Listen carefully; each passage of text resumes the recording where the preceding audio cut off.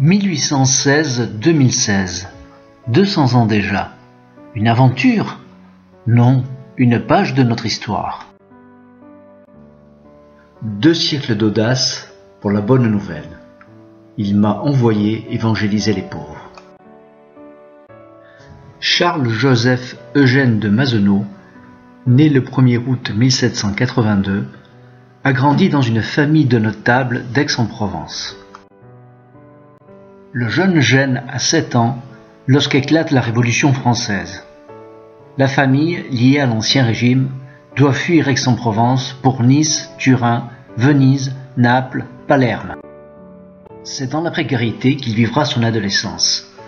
Privé de compagnons de son âge, mais également de sa mère, rentré en France afin de recouvrer ses biens confisqués par la Révolution. En 1802, Eugène de Mazenod revient en France où il retrouve la vie mondaine aixoise, pensant même au mariage, sans trouver femme à son goût. Bas les masques, qui suis-je? Il se met au service des prisons et redécouvre le chemin de l'Église.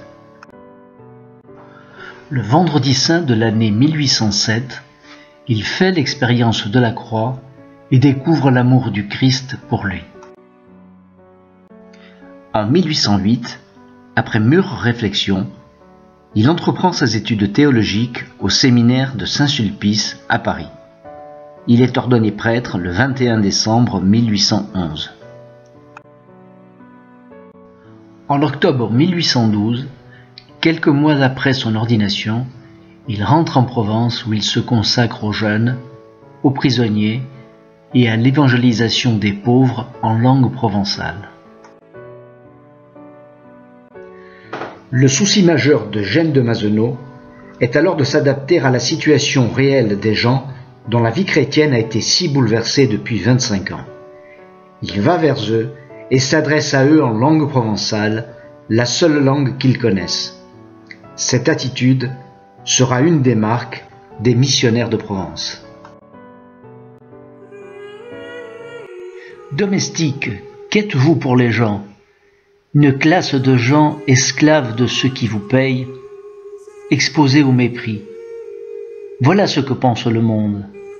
Venez apprendre ce que vous êtes aux yeux de la foi. Pauvres de Jésus-Christ, vous êtes les enfants de Dieu, les frères de Jésus-Christ.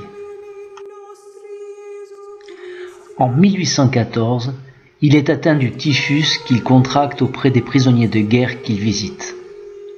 Il sera guéri grâce à la prière des jeunes devant Notre-Dame de Grâce. Je ne peux pas y arriver seul. Devant l'immensité de la tâche, il invite d'autres prêtres à le rejoindre. En octobre 1815, à la recherche d'un lieu, il fait l'acquisition sur ses deniers personnels du couvent des Carmélites en haut du cours Mirabeau. Le 25 janvier 1816, avec ses premiers compagnons, il plante un petit rameau. Il n'imagine alors pas quel en sera l'avenir. C'est en effet dans la salle de la Fondation, à l'étage du Carmel, qu'il rédige la supplique aux vicaires capitulaires, leur demandant l'autorisation de se réunir en communauté comme missionnaires de Provence. Se trouvent alors avec lui Henri Tempier, son plus fidèle compagnon, Pierre Mie, qui, ordonné clandestinement durant la Révolution, est déjà un missionnaire aguerri quand il rejoint la société. Étaient également auprès d'eux Auguste Icare, Sébastien Deblieux, Emmanuel Monnier. Le projet des missions paroissiales, Grance, près de Salon de Provence, en est la première étape. Et rapidement, les premiers jeunes les rejoignent. François Moreau, Hippolyte Courtès, Marius Suzanne, Alexandre Dupuis, Jean-Baptiste Honorat. Les missionnaires de Provence vont alors au-delà des frontières de la Provence et ouvrent une communauté à Notre-Dame du Lot. Puis, dans la foulée, Marseille, Nîmes. Dès 1818, cette ouverture amène Eugène de Mazenod à se retirer à Saint-Laurent-du-Verdon pour y rédiger la règle de vie et, le 1er novembre, les premiers vœux sont prononcés. De 1816 à 1823, plus de 40 missions sont prêchées. Fuveau, Marignane, Arles, Barjol. En 1823, Fortuné de Mazenod devient l'évêque de Marseille. Il appelle son neveu Eugène et le père Tempier comme vicaires généraux. Le 17 février 1826, le pape Léon XII approuve la règle de vie. Et l'Église lui donne le nom de Congrégation des missionnaires oblats de Marie Immaculée. En 1837, Eugène de Mazenod succède à son oncle à la tête du diocèse de Marseille, d'où il mènera de front sa tâche de pasteur et celle de supérieur des missionnaires oblats. Son ami et confident, Henri Tempier, assure le lien entre l'évêque et la communauté. En juin 1841, l'évêque de Montréal fait appel à Monseigneur Eugène de Mazenod pour l'aider dans sa tâche. Et, 25 ans après la fondation de leur communauté, les premiers missionnaires s'embarquent pour le Canada, où ils participent encore aujourd'hui à l'évangélisation du Grand Nord. C'est le point de départ d'une vaste évangélisation qui se poursuivra en Angleterre, en Irlande, aux États-Unis et à Ceylan, actuel Sri Lanka,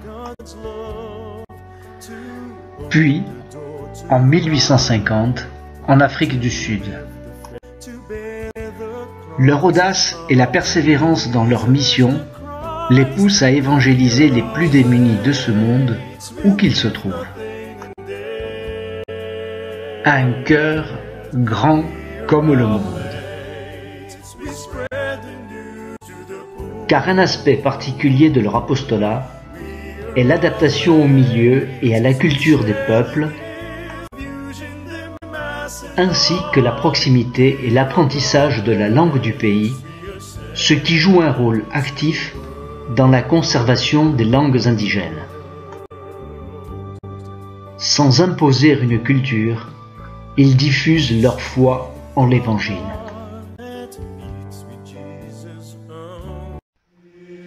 Pendant ce temps, Eugène de Mazenod poursuit sa mission pastorale à Marseille. Étant proche des gens, il n'hésite pas à ouvrir son évêché, visite les pauvres et les malades et encourage la création de multiples œuvres de charité. En effet, s'il a été le bâtisseur de la congrégation, Eugène de Mazenod est également un bâtisseur d'églises. En quelques années, il fait édifier 34 églises et crée 22 paroisses. Il lance les travaux de construction de la nouvelle cathédrale de la Major sur son ancien emplacement entre le Vieux-Port, les quais et le quartier du Panier qu'il affectionne. La cathédrale abrite le tombeau de Saint Eugène dans la chapelle axiale qui lui est consacrée. En septembre 1853, poussé par l'ardent désir des Marseillais, ce travailleur acharné posera la première pierre de la basilique Notre-Dame de la Garde, qui deviendra le symbole de la ville de Marseille. Entouré de ses fidèles compagnons, le fondateur va s'éteindre le 21 mai 1861 durant le chant du Salve Regina. Mais son œuvre lui survivra. Un de ses plus proches collaborateurs, Hippolyte Guibert, deviendra cardinal de Paris et sera à l'origine de la création de l'Institut catholique de Paris, ainsi que de l'édification de la basilique du Sacré-Cœur de Montmartre.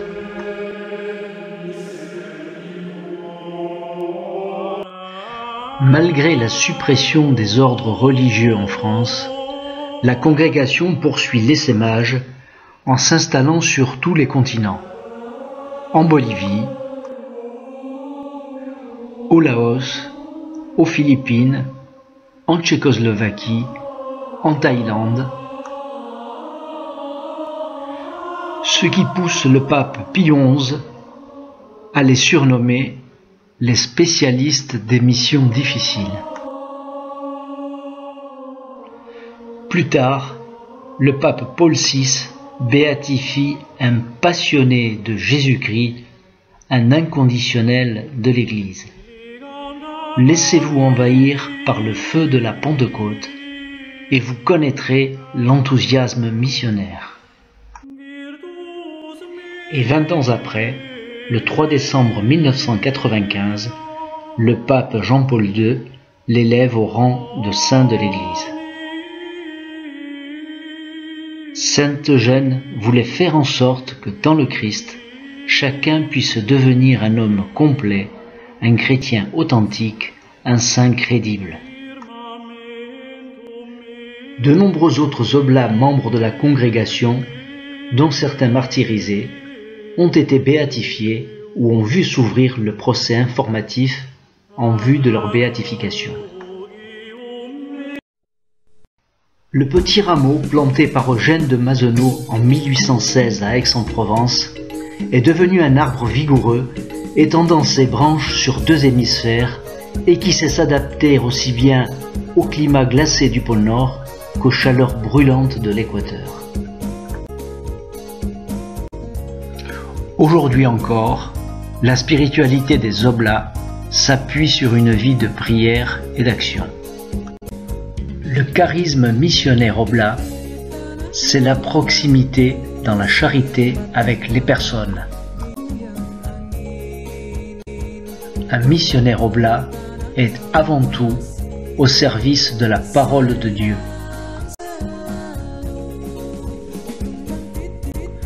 Les oblats, dans leur mission, favorisent le processus d'inculturation.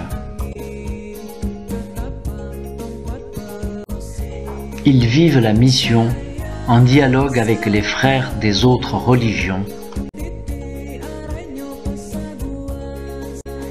Ils éveillent parmi les peuples qu'ils évangélisent un engagement pour le développement de toute la personne.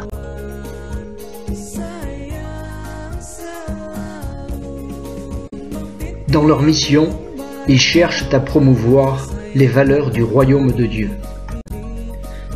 La paix, la justice, la liberté, la fraternité, l'intégrité de la création.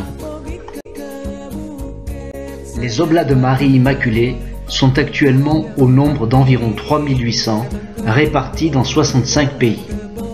Ils sont aidés en cela par des milliers de fidèles laïcs de la famille mazenodienne. Le berceau d'Aix reste le lieu de ressourcement dans lequel ils viennent, à tour de rôle, puiser l'énergie nécessaire à leur engagement. C'est leur terre sainte. La communauté des Oblats, aujourd'hui présents en ces lieux, vous invite chaleureusement à mettre vos pas sur les traces de son fondateur et de ses premiers compagnons.